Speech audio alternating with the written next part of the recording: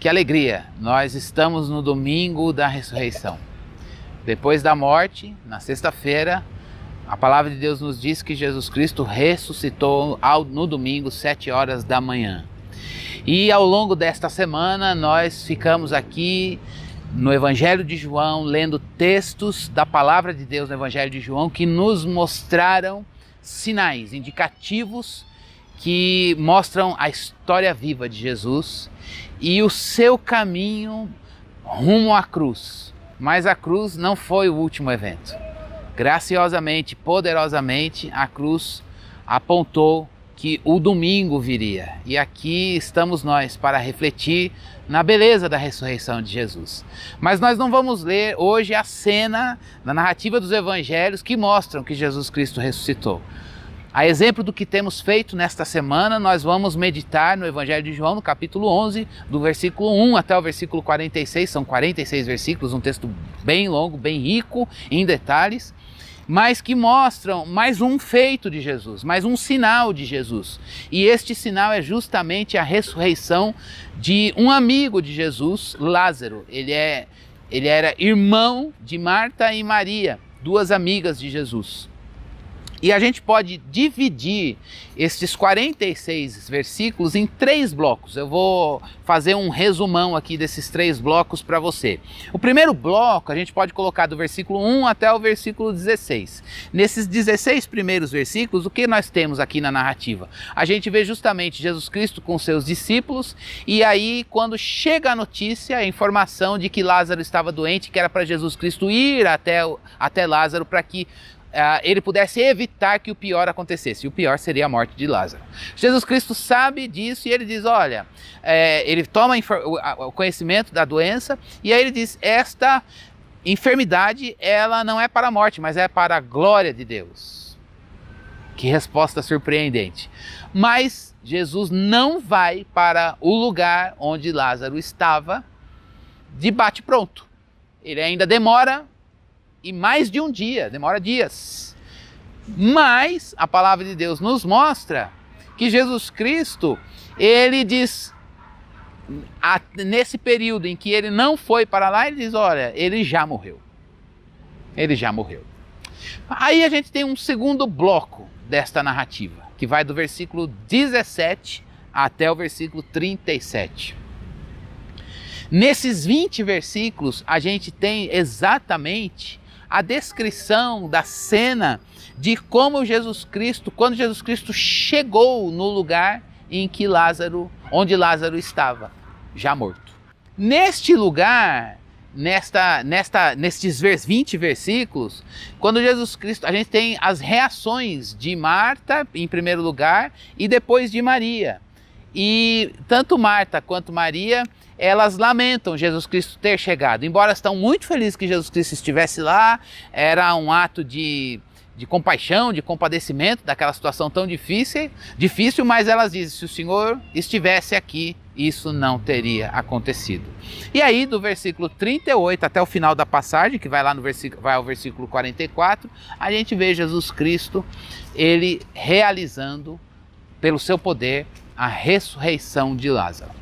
São muitos detalhes. Eu gostaria de ficar muito tempo aqui pegando várias lições desse texto para o meu coração, para o seu coração, para nós.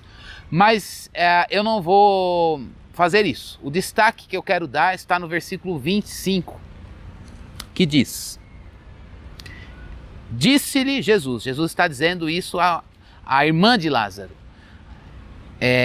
Marta. Ele diz para Marta, eu sou a ressurreição e a vida. Aquele que crê em mim, ainda que morra, viverá. E quem vive e crê em mim, não morrerá eternamente. Você crê nisso? Ele perguntou para ela. Eu gostaria de destacar este aspecto do texto, no meio de tantos outros. Mas o aspecto que eu quero destacar é justamente no poder de Jesus Cristo de dizer, eu sou a ressurreição e a vida. Quando Jesus Cristo afirma isso, ele está dizendo, a gente pode se lembrar, na verdade, de que ele foi o Messias ungido por Deus para cumprir a missão que ele veio cumprir. Que missão é essa? a missão de viver uma vida santa, uma vida ideal, a vida que agrada a Deus. Eu não tenho condições de viver essa vida por mim. E digo a você, você também não tem condições de viver essa vida por você. O homem mais ético deste mundo não tem condição de viver esta vida por si mesmo. Mas Jesus, ele teve condições de fazer aquilo que eu não posso fazer e que você não pode fazer. O homem mais ético deste mundo não tem condições de fazer, viver uma vida sem pecado. A palavra de Deus diz no livro de Romanos, capítulo 3, versículo 23, que todos pecaram e eles carecem da glória de Deus. Glória de Deus é o ser de Deus ao longo da Bíblia. Eu careço dele, você carece dele. Agora Jesus veio como homem e ele viveu uma vida não separada de Deus, porque não teve pecado.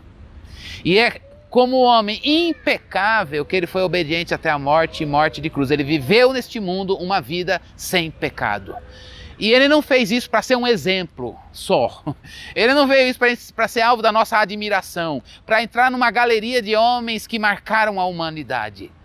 Jesus é o Messias ungido por Deus para morrer no meu lugar e no seu lugar, para levar sobre ele a ira que era para mim e para você, porque nós somos filhos da ira, diz a palavra de Deus. Portanto, dizer que Jesus Cristo é a ressurreição significa dizer que ele foi aquele que morreu a nossa morte, como há um cântico que a gente entoa bastante, e nos deu não a minha vida de volta, nem a sua vida de volta, mas deu a vida dele para cada um de nós. Receber Jesus significa receber a vida dele, significa viver a vida dele, uma vida que agrada a Deus. Ele é a ressurreição. A chamada neste domingo da ressurreição, depois de toda a paixão e sofrimento que Cristo demonstrou naquela cruz, é a chamada do Evangelho, a chamada de Deus Salvador para mim e para você, para a gente ir a Ele e dizer: eu quero não a minha vida, eu quero não a minha trajetória, por mais bela que ela possa ser, por mais adequada que ela possa ser, por mais certa que ela seja, mas não é a vida ideal, a única vida que Deus aspirou como algo agradável, a vida do Filho dele. Jesus é a ressurreição. Jesus é o Messias ungido por Deus para morrer e para ressuscitar. E isso só ele fez. Quem de fato morreu e ressuscitou e fez isso no lugar de muitos foi Jesus Cristo. Permita que hoje, neste domingo da ressurreição, a gente responda a pergunta que ele fez para Marta. Eu sou a ressurreição e a vida. Aquele que crê em mim, ainda que morto, viverá. Você crê nisso? Essa pergunta é para mim e para você. Você crê nisso? Eu creio nisso, cremos nós nisso? Vamos crer. Crer não é sentir. Crer é entender, concordar e confiar. Jesus é a ressurreição, e dizer que ele é a ressurreição significa dizer nada mais e nem ninguém além dele pode ser o meu Messias. Não pode ser o seu Messias, não pode ser o meu Messias Salvador, porque não foram ungidos por Deus e porque não foram obedientes até a morte e morte de cruz e porque não passaram pela ressurreição. Não podem dizer para mim e para você: eu sou a ressurreição. Meu trabalho não pode dizer para mim: eu sou a sua ressurreição. Pessoa nenhuma pode dizer para mim ou para você: eu sou a sua ressurreição. O único que tem poder para dizer eu sou a ressurreição e a vida é Jesus Cristo, o Filho de Deus. Dizer e aceitar isso implica para nós compromissos, implica para cada um de nós desafios, mudanças. Por quê? Porque marido, mulher, noivo, noiva, filho, carreira, bens materiais, dinheiro, nenhuma dessas coisas foram ungidas por Deus para morrer no seu lugar. Nenhuma dessas coisas foram ungidas por Deus para receber a ira divina sobre si mesmo, para nos dar uma justiça que é gratuita. Portanto, que hoje a gente possa ir a Jesus, o verdadeiro e único Messias, enviado por Deus Pai, neste domingo da ressurreição, e dizer: eu não quero a minha vida, eu quero a tua. Eu não quero a minha existência à parte do Senhor, eu prefiro a tua. Esse preferir é uma confissão de fé. Esse preferir é um crer do coração. E é a boca que expressa aquilo que a entrega que aconteceu aqui dentro.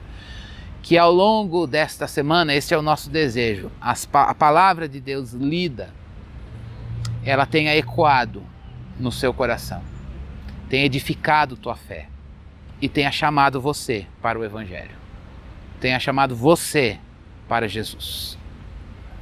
Ele é o Messias e o que ele fez, ninguém fez, mais ninguém fez. Ele é ungido por Deus para salvar você. Que esta história, grande história, única história, história viva, a história de Jesus, passe a definir você. E não mais a sua trajetória, nem a trajetória de ninguém, mas a história viva, a grande história, a história da redenção. Invada a sua história, a nossa vida, e a gente possa de fato perceber a beleza desta grande narrativa. Nosso objetivo foi que os sinais indicativos que apontam para a beleza desse Messias Redentor tenham aberto os nossos olhos, tenham tirado as escamas dos nossos olhos, para que a gente possa ir a Ele e dizer: eu quero esta ressurreição, eu quero esta vida. E fica aqui o nosso convite para uma próxima série, para que você nos acompanhe, não porque ela é nossa, mas porque todos nós que falamos aqui estamos rendidos ao Deus da palavra. A beleza do Evangelho. Isso diz muito respeito à minha vida, à sua vida, a cada um de nós. E o nosso objetivo aqui é fazer com que todos nós nos curvemos à beleza do Deus da palavra. Eu espero você num próximo encontro, para que juntos nós possamos nos beneficiar das riquezas do Evangelho de Cristo Jesus para cada um de nós. Até lá, até a próxima.